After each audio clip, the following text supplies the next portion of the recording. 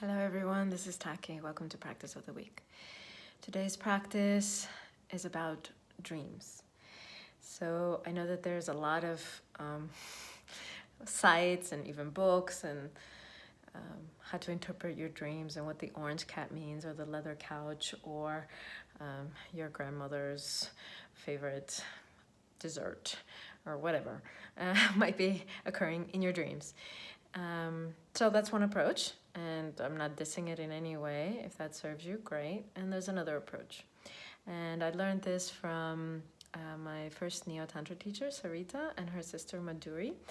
And I'm going to give you a simplified version of that right now, which is absolutely effective and can bring so much awareness and insights, so much gold. So dream work. Okay, so first thing is to actually remember the dream. So whatever you can remember, jot it down. Have a journal next to your paper and pen, whatever. Get really high tech about it and have a phone and just push record and record yourself. Whatever works for you, but have a way to document as soon as, without having to go look for it, go into another room, downstairs, whatever, to get that. Just have it near your bed so that you don't have to move. The less movement, the better in being able to document the full dream, or as much of it as you can hold on to. And you're documenting what actually happened, who, what, where, when, those details. And you can also document how you felt, how you felt about whatever was happening, or in that moment, or whatever, what was the feeling, if that's there for you. So, okay, after you've documented, then go back and select the top 3 things. It can be a person, an object, a location. It can be whatever, that's in form, or it can be an emotion also. So select the top 3 things. How do you select the top 3? Well, it's what gave the most charge, what gave the most emotion, what gave the most feeling, what was the most important. Somehow you'll have to figure out what was the most significant. If there's more on your list, okay, top 5. But, most people have other things they want to do or whatever, and so top 3 for sure of the most important aspects, things from that dream. Okay, now you have your top 3. Now you're going to have a space where you can work that out. So you're going to stand, and you don't have to stand with your knees bent or anything, but you have a location where you feel this is my here and now. This is, in my case, Taki'h, here and now. And this is where I'm always going to be returning to the present moment. Okay. Now I'm going to step into, from this here and now spot, into whatever direction my body takes me. I'm going to take whatever I feel I want to start with, that is most alive perhaps, of those 3 or more that you listed of what's important. I'm going to step into one of them. And that can be in any direction. It can be, anywhere, in anywhere. So not to limit yourself about that. And so let's say there was the orange cat. So I'm gonna consciously step into the orange cat, and I'm gonna take its position. And I'm gonna start embodying it fully. So I'm embodying the orange cat, and it's purring, and it's licking itself, or whatever the orange cat was doing. Maybe it was scratching up your favorite rug, or whatever it's doing. Okay, so you embody it fully, and you let that move through your body, and emotional body, physical body. Any sounds that come, they're welcome, whatever. And then when that feels complete, you ask, what is the message? What is the message from this object thing for me? So as the orange cat, you are speaking. If whatever the orange cat needs to say to you, whatever it's representing, it's here to give you a message. So what does the orange cat have to say?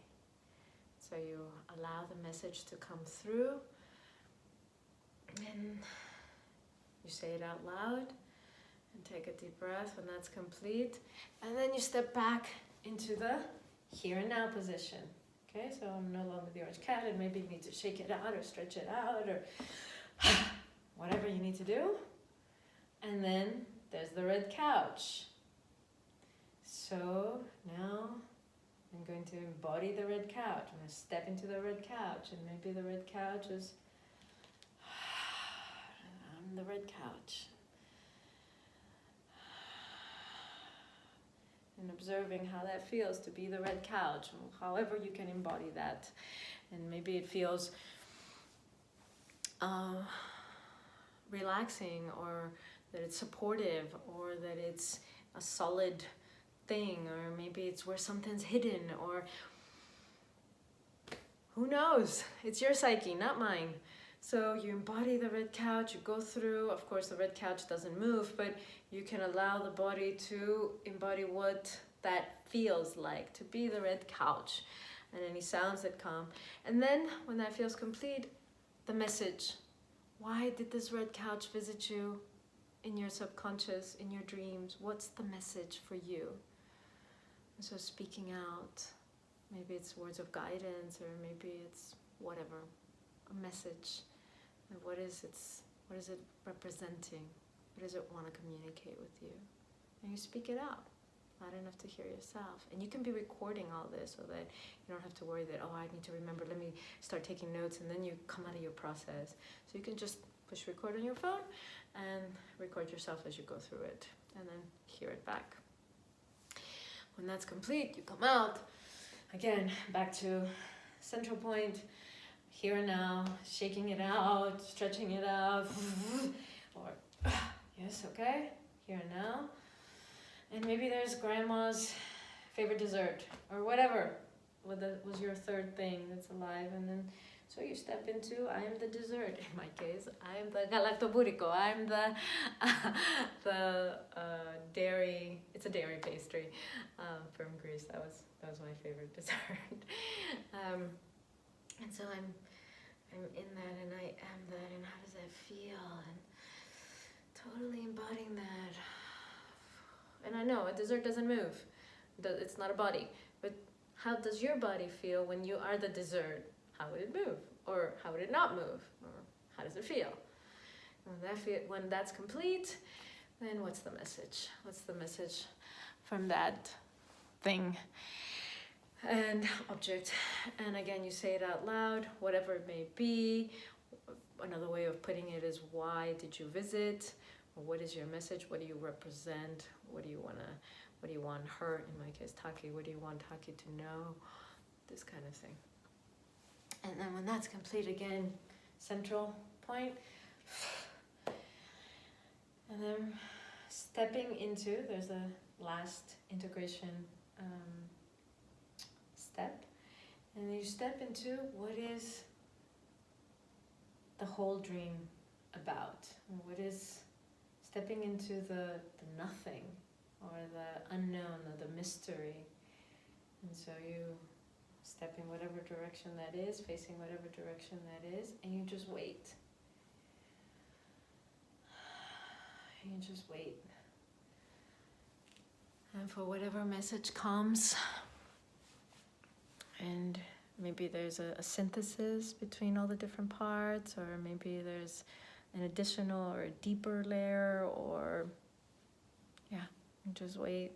What is the unknown? What is the whole dream about? Or what is the mystery about? And so staying with that for a few minutes, and then coming out of it. And the whole thing can take, 15 minutes, or if it really starts to unravel a lot, you just take your time with it. And then afterwards, sitting and letting that integrate, letting those pearls of wisdom the messages, the guidance come through. Because the truth is, most of our dreams, now there are exceptions, but most of our dreams are just our unconscious is trying to communicate with us, and it's using symbols which are known to us. So for somebody else, the same message might come in totally different symbols. So whatever that orange cat is about, and the red couch is about, and grandma's favorite dessert is about, that this is your mind's symbols, and it knows you can relate to them in this way. So it's using them, and especially like when you dream with people, and so it might be your mother or your best friend from high school or your ex-partner or your whatever, and you start to think, oh, it's about them. No, most likely, now there are exceptions, as I said, most likely it's about you, and it's still about you, but they are representing that those forms are representing a certain energy or a certain message, and your mind has made the connection with that symbol. So somebody wrote me a few days ago and said, I dreamt with you last night and you had a really big cock, and that was weird. I said, well, thank you. I do have a strong and beautiful masculine, but I don't think that's what it was about. Most likely it was about some part of you, of your own psyche. And yeah, it may have come in the form that your mind associates with whatever the message is. So don't be distracted, or don't fall into the illusion of the forms, whether that's a couch, a person, a place that it might come with. It's not necessarily about that. So to go beyond the illusion of form and to find the message, to find the energy behind it. That's the most important thing, and that it's most likely about you. Yes, there are dreams that foretell a future. Yes, there are dreams where someone's connecting with you at the soul realm. That person may still be in the body or not. Sure, those exist, absolutely. Divination and so forth, and also lucid dreaming and that kind of thing. But if it's not one of those situations, then you can use this tool in order to understand, what is my subconscious wanting to tell me, to communicate with me.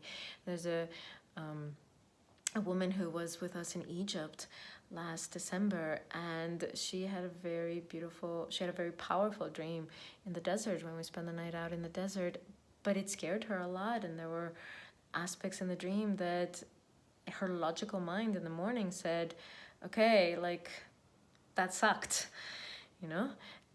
but then she did this dream work practice where she stepped into it, and what is it trying to tell me?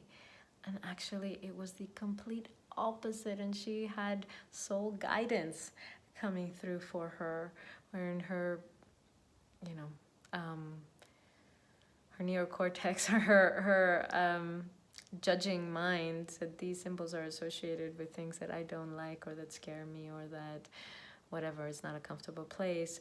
And actually her soul was trying to communicate something very important to her.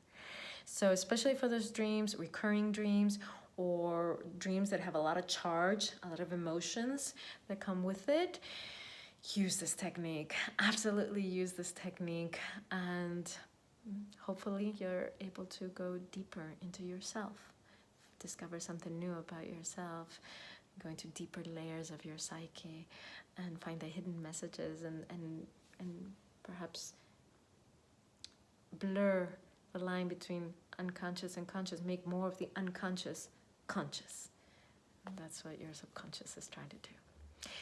So I hope this supports you. If you have any questions, or you want to share how that is for you, please feel free, write it in the comments. I'll get back to you. I'd love to hear about it. I know it has served many people, including me, so go for it. And the sooner you can do it, the better. Like, as soon as you wake up while it's still alive, the better. Of course, if days go by or hours go by, you still can do it. But while it's alive and it's in your system, it's easier to do the embodiment and to get the messages. Wishing you blessings on your journey. Sweet dreams. Thank you for joining me today.